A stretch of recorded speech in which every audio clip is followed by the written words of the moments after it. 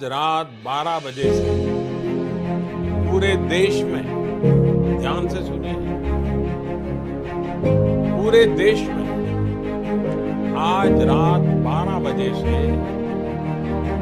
संपूर्ण देश में संपूर्ण लॉकडाउन होने जा रहा है। हिंदुस्तान को बचाने के लिए, हिंदुस्तान के हर नागरिक को बचाने के लिए, आपको बचाने के लिए, आपके परिवार को बचाने के लिए 31 मार्च तक के लिए ये कहा गया है सभी राज्यों में school, colleges, universities, gym, swimming pool सब बंद कर दिया जाए।